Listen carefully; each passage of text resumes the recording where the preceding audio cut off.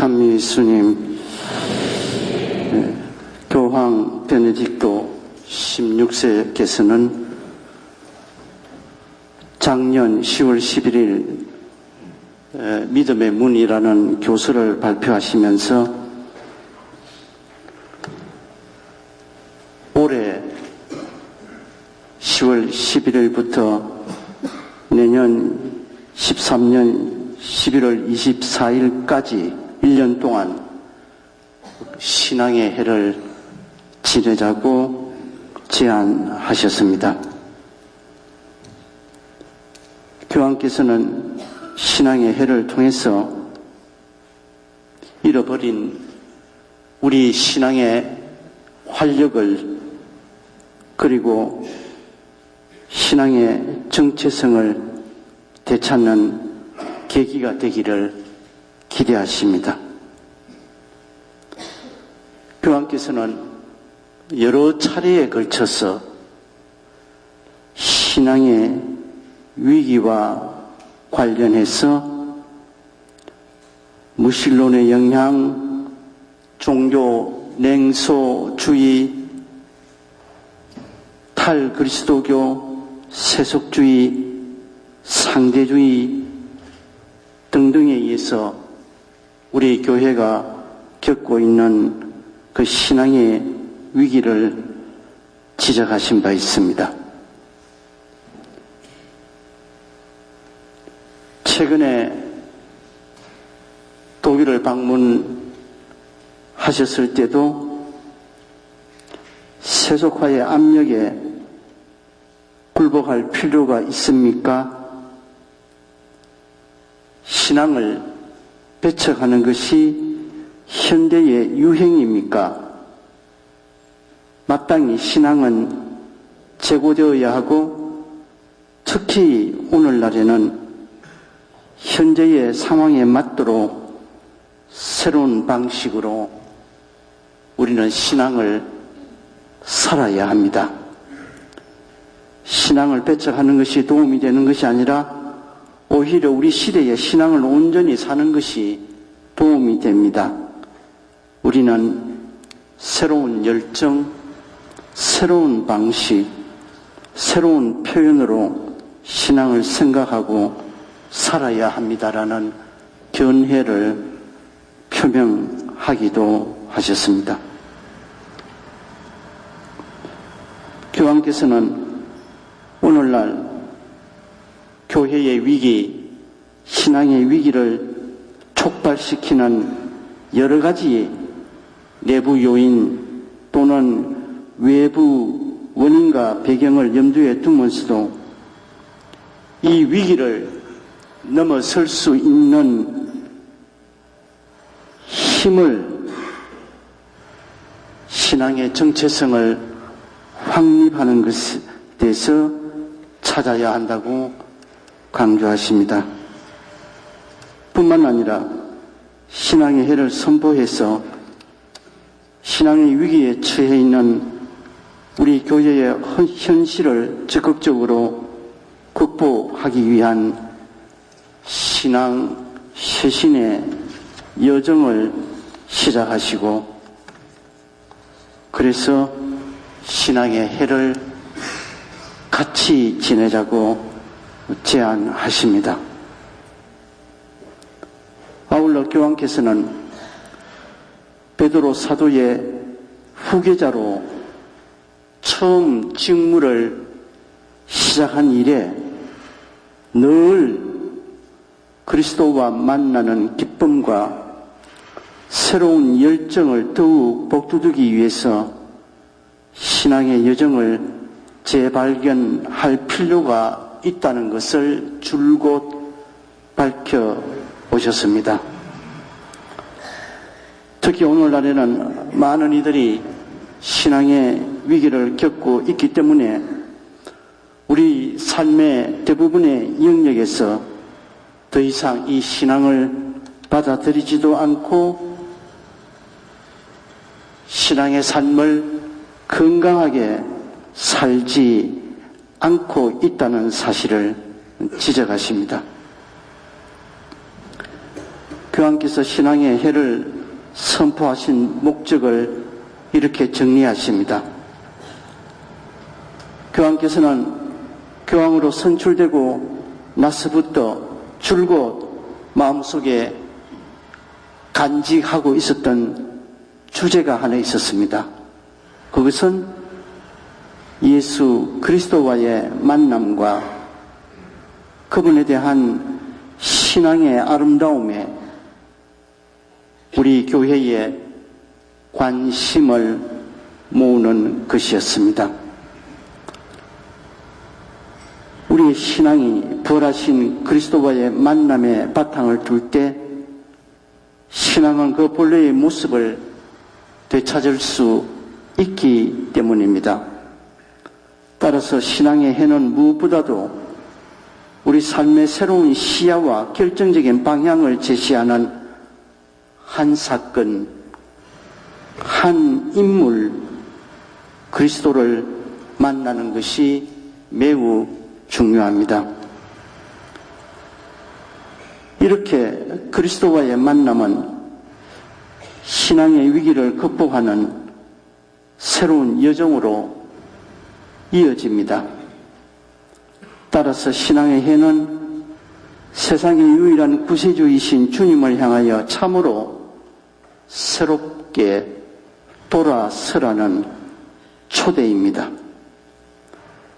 신앙의 해는 주 예수님을 향해 새롭게 돌아서고 신앙을 되찾도록 도와주기 위한 것이고, 그리하여 교회의 모든 구성원이 확신과 기쁨에 가득 차 부활하신 주님을 오늘 우리가 살아가고 있는 이 세상에서 증언하고 신앙을 찾는 많은 사람들을 믿음의 문으로 인도할 수 있게 도와주는 것입니다. 이러한 신앙의 쇄신 여정의 첫걸음은 바로 우리에 대한 그리스도의 사랑에서 출발하고 이 사랑에 응답하는 과정에서 우리의 믿음은 더욱 굳건하게 될 것입니다. 우리 마음을 가득 채워서 우리가 복음을 선포하도록 우리를 다그치는 것은 그리스도의 사랑입니다. 다시 말해서 신앙의 위기는 사랑의 위기입니다. 결과 믿음은 정체성을 상실하고 믿음의 힘이 빠져 있게 됩니다. 믿음은 사랑의 행위이고 믿는 사람은 사랑할 수밖에 없습니다. 사랑하기 때문에 믿고 믿기 때문에 사랑합니다.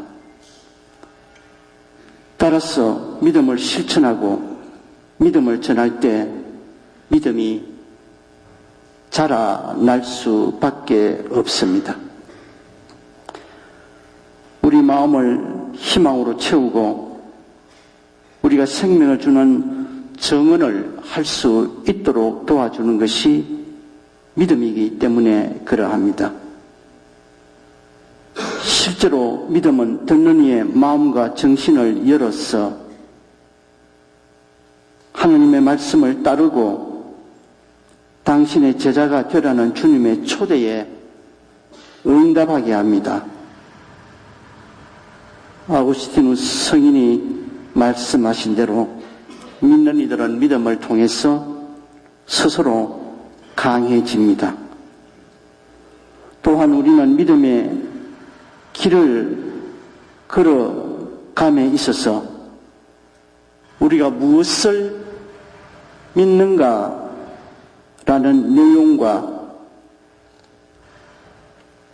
우리가 하나님을 믿는 신앙인으로서 어떤 삶을 살아야 하는가를 깊이 성찰할 필요도 있습니다. 사도 바울은 우리 믿음의 행위와 우리가 동의하는 신앙의 내용의 깊은 일치를 이렇게 표현합니다. 마음으로 믿어 어려움을 얻고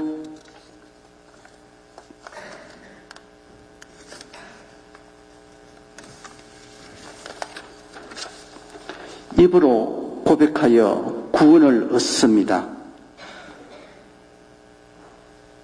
마음으로 믿는다는 것은 신앙이 전적으로 우리에게 주어지는 하느님의 선물이며 은총이라는 것을 깨닫는 것이고, 입으로 고백한다는 것은 신앙이 공적인 정언과 노력을 내포하고 있음을 인정하는 것입니다.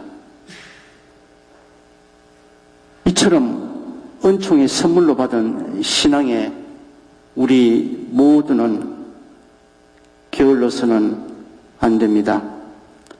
신앙은 하나님께서 우리를 위하여 하신 놀라운 일을 더욱 새롭게 인식할 수 있도록 해주는 평생의 동반자입니다.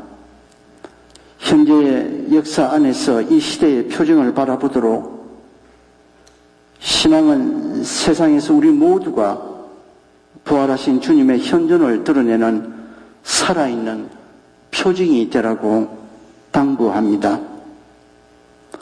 오늘날 이 세상에 특별히 필요한 것은 하나님의 말씀으로 마음과 정신을 비추는 사람들이 보여주는 신뢰할 수 있는 정언입니다. 이 정언은 많은 사람들이 하느님과 참 생명, 영원한 생명에 대한 갈망에 마음과 정신을 열도록 도와줍니다. 믿지 않는 많은 사람들이 우리 가톨릭 교회의 선교 방식을 두고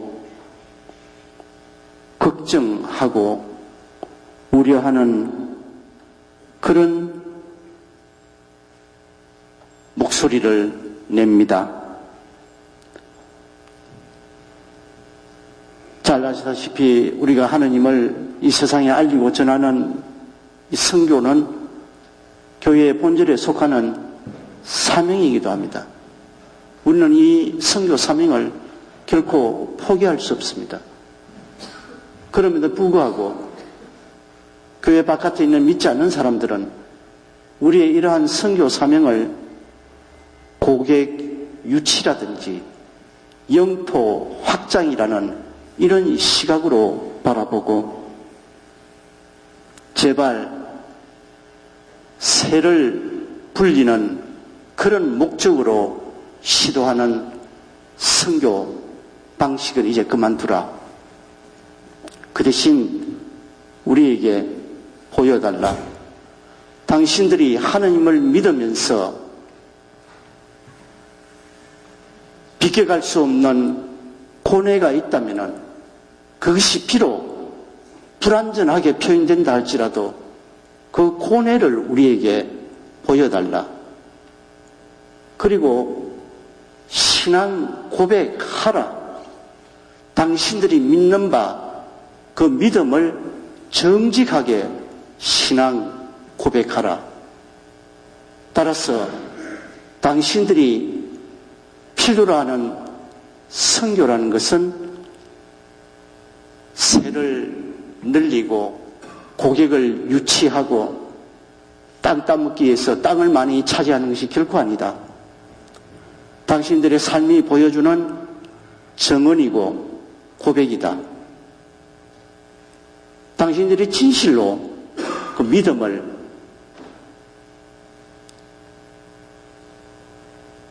우리에게 제대로 보여주면은 우리도 당신처럼 당신들이 믿는 하나님을 믿을 용의가 있다.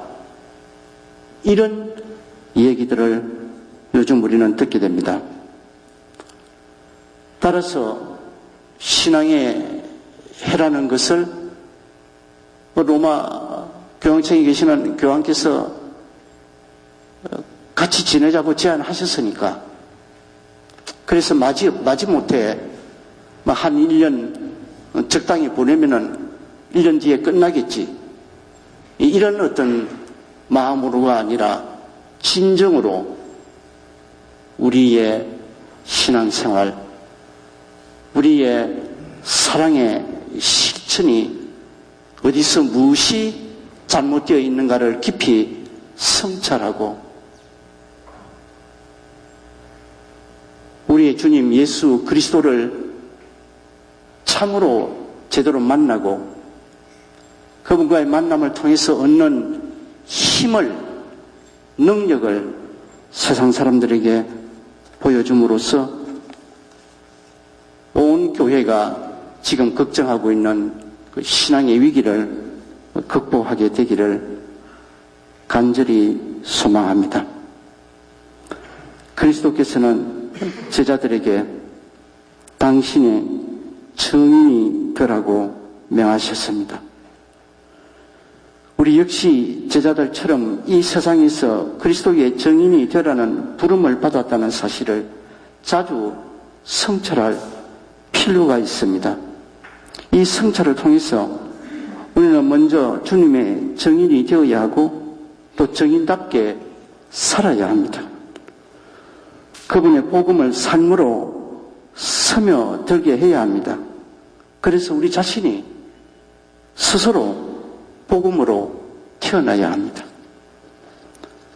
신앙인 각자가 삶의 구체적인 정황 안에서 따라야 할 모범이시며 길이신 분으로서 예수님의 지상 삶을 본받아 사는 삶에 대한 성찰이 참으로 필요합니다.